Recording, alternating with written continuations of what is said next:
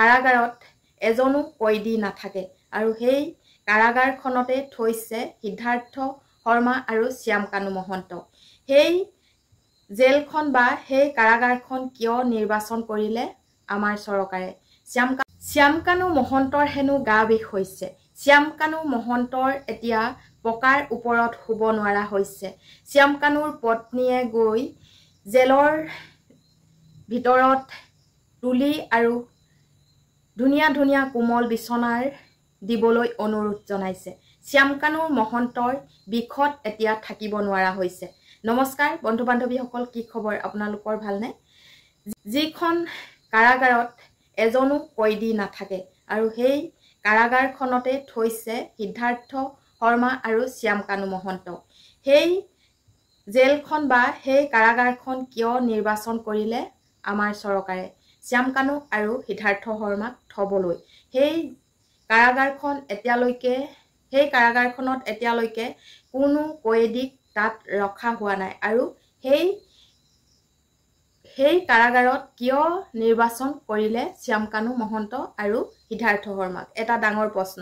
সকলোৰে সেই প্ৰশ্নটোৰ বাবে যোৱাকালিৰ পৰা যিসমূহ ঘটনা ঘটিছে, বহু ঘটনা আচলতে হৈ গৈছে। প্ৰতিবাদ থলীত কাৰোবাক গুলিয়াই ইপাৰৰ পৰা দেহৰ সিপাৰ কৰিছে আৰু কাৰোবাক লাঠি চাৰ্জ কৰিছে। বহু ধৰণৰ ঘটনা ঘটিছে আমাৰ নিৰীহ লোকৰ ওপৰত আৰু সেই নিৰীহ লোকৰ এই যান্ত্ৰণা তেওঁলোকে বুজিবনে? চৰকাৰখনে বুজিবনে? নিৰীহ লোকৰ দুখ নথকাৰ অৱস্থাত এজন আৰক্ষী বিষয়াই পোনপ্ৰথমতে আইন হাতত তুলি এই কৰ্ম কৰিছে। এতিয়া সকলোতে সেই কথা ভাইৰেল হৈ পৰিছে আৰু এটা দুখ লগাৰ কথা, য'ত নেকি এজনো কয়দী নাই, তাত কি সুবিধাৰ বাবে শ্যামকানু মহন্ত আৰু সিদ্ধাৰ্থ শৰ্মাক থবলৈ চৰকাৰখনে গ্ৰহণ কৰিলে। আৰু সেই কথাটোকে আমাৰ অসমবাসীয়ে মানিব নোৱাৰি প্ৰতিবাদ মুখৰ কৰি পেলাইছে অসমখন। সকলো ফালে প্ৰতিবাদ প্ৰতিবাদ প্ৰতিবাদ, সকলোতে প্ৰতিবাদৰ জুই। আজি জোৰ সমদল, কালি ধৰ্ণা ইত্যাদি ধৰণৰ বহুত ধৰণৰ ৰূপে আমাৰ অসমবাসীয়ে প্ৰতিবাদ কৰিছে। কি কলেজত হওক, কি বিশ্ববিদ্যালয়ত হওক, সকলো ছাত্ৰ ছাত্ৰী ওলাই আহি জুবিন গাৰ্গ ডাঙৰীয়াৰ ন্যায় বিচাৰিবলৈ প্ৰতিবাদ কৰিব লগা হৈছে। হয়, আপোনালোকে এই কথাটো নিশ্চয় শুনি আহিছে আৰু দেখি আহিছে। যি প্ৰতিবাদ কৰিছে তেওঁলোকক চৰকাৰে নানা অকথ্য শাস্তি দিবলৈ তেওঁলোকে উঠি পৰি লাগিছে। কাৰণ কোনোবাই যদি পোষ্ট কৰিছে তেওঁলোককো হাৰেছমেণ্ট দিছে আৰু ভিক্টৰ দাস আৰু কেইজনমান লোকক ইতিমধ্যে গ্ৰেপ্তাৰ কৰি জেললৈ প্ৰেৰণ কৰিছে বুলি যোৱাকালি শুনিবলৈ পাইছোঁ।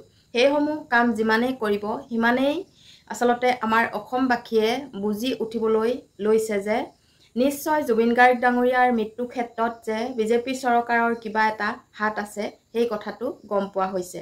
কাৰণ বিজেপি চৰকাৰৰ যদি অকণমানো দুখ নাথাকিলহেঁতেন তেনেহ'লে যিমান প্ৰতিবাদ নকৰক, যিমানেই যি নকৰক, সকলোখিনি চম্ভালি ল'বলৈ তেওঁলোকে সক্ষম হ'লহেঁতেন। এতিয়া কিন্তু তেওঁলোকে বিনা দোষীসকলক গুলীওৱা দেখিবলৈ পোৱা গৈছে, লাঠি চাৰ্জ কৰা দেখিবলৈ পোৱা গৈছে আৰু লগতে কেইবাজনকো কাৰাগাৰলৈ প্ৰেৰণ কৰা দেখিবলৈ পোৱা গৈছে। আৰু অতিকৈ দুখ লগা কথা আৰু চিন্তনীয় কথা, যিখন কাৰাগাৰত এজনো কয়দী নাথাকে সেই কাৰাগাৰখনত শ্যামকানু মহন্ত আৰু সিদ্ধাৰ্থ শৰ্মাক ৰাখিবলগীয়া হ'ল কিয়?